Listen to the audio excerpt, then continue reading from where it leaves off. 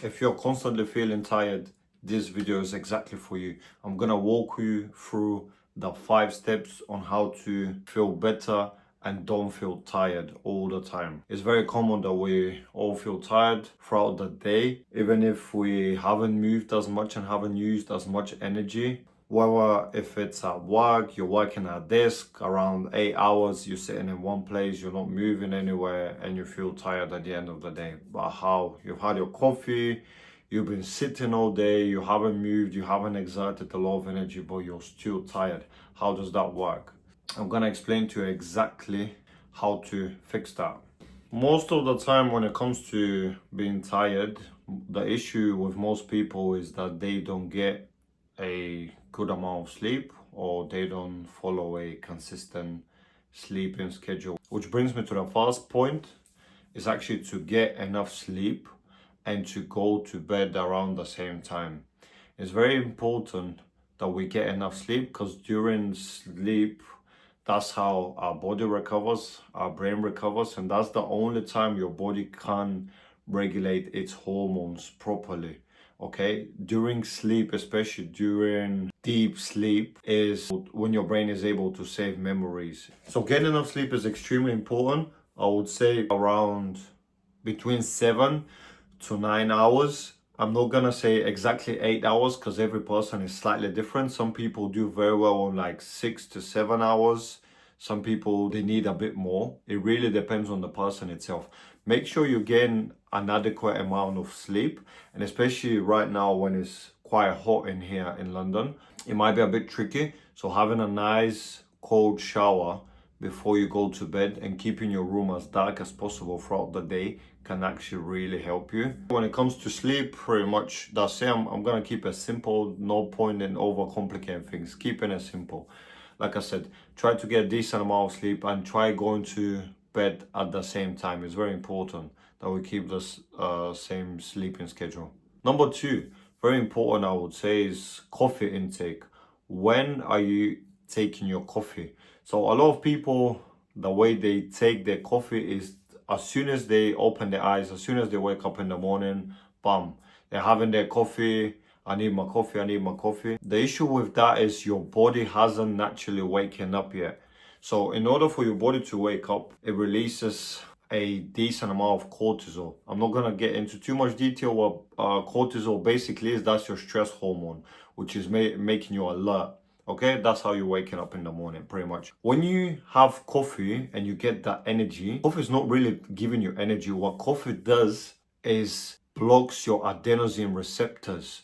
What adenosine is a neurochemical, which is basically a signal that your brain is telling you that you're tired.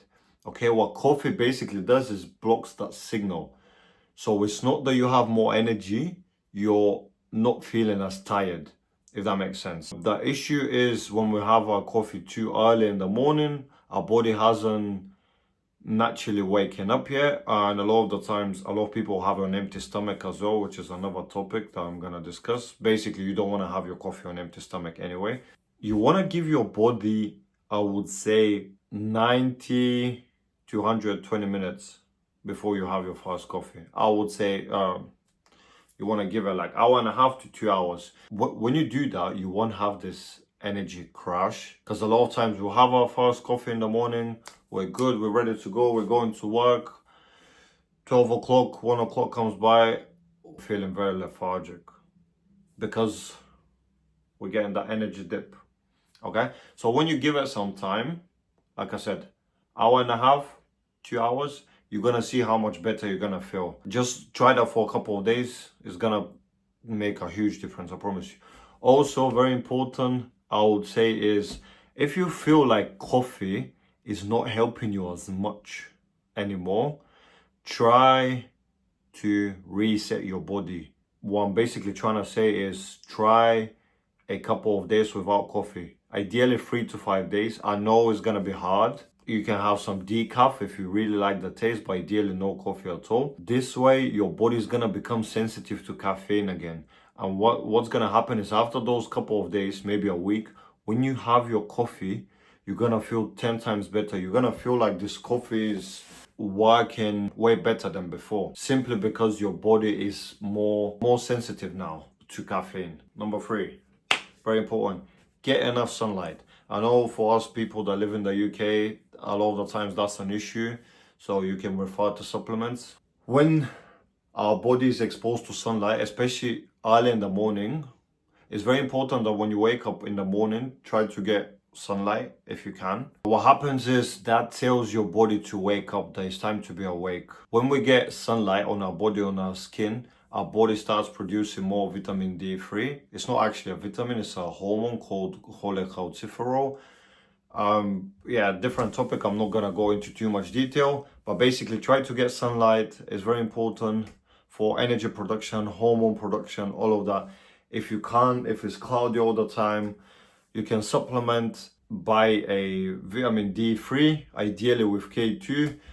I would suggest around 2000 IU per dose. That's a solid dose. Yeah, keep it simple. Keep it simple. Like I said, try getting enough sunlight, and if there's not enough sunlight, supplement. Number 4, make sure you're getting enough B vitamins. It's very important because B vitamins are what basically converts food into energy. A lot of people are nutrient deficient, especially with the way that we're eating now in the West specifically. It's terrible. The soil itself, when the food is growing, is not rich in nutrients. So the food itself, when we have it, is not as rich in nutrients compared to 50, 100 years ago. So supplementing is always a good idea. Getting a nice B vitamin complex. Make sure you're getting your B3, B6, B12, very important for energy production. When it comes to foods, I'm gonna give you a couple of different foods that you should be consuming daily in order for you to get enough B vitamins. Oats, eggs as well, not too many because of cholesterol. It can impact cholesterol levels. Beans and lentils, so basically legumes. What I would suggest is not really just a food, it's more like a spice that you can use, is nutritional yeast. Hands down one of the best foods that you can have when it comes to B vitamins. Has the whole B complex, is very high in other minerals as well that your body requires. I would always advocate for getting your nutrition and vitamins, minerals, micronutrients, macronutrients from real foods, whole foods, but obviously supplements come into place. Supplement that I personally use that has all the essential amino acids, all the essential nutrients that my body needs in one single scoop is this one. I use this. It's called Fireblood. It's got all the essential nutrients, like I said, in the perfect amount. This tub lasts only for a month. But yeah, you can see, I'm gonna attach the ingredient list on the screen. You can pause the video if you want to, so you can check out. I'm not sponsored by them, unfortunately. I wish I was, but maybe in the future, who knows. Yeah, that's the one that I use. I have better energy levels and more steady. I don't get these crashes that I used to have before. So yeah, that's what I personally use. There are many supplements, many different brands. Make sure they're genuine. If you're not 100% sure, you can always ask me. Or if not, you can just screenshot, for example, the product that you're looking at, or take a picture and ask ChatGPT. Simple as that. Next one I would say is that you're moving. It's very important that you get enough movement throughout the day, because if you don't move, your lymphatic system stays stuck. And the only way the lymphatic system can move and flush out all the toxins out of your body is by movement. We think as people that we're like batteries, so the more energy you save, the more energy you're gonna have, which is actually false. We people are more like energy generators, so the more energy you use and exert, the more energy you're gonna have. Okay, that doesn't mean you have to go to the gym every single day, no, but make sure you gain your daily steps in. Extremely important. Can be a nice little walk in the park, you can ride a bike. Simple. It can be even leisure. You can go and play some tennis or paddle, some basketball. Doesn't matter. Doesn't have to be the gym all the time. You don't have to lift heavy. Make sure you're moving. Our bodies are designed to move. If you have any more questions, just let me know.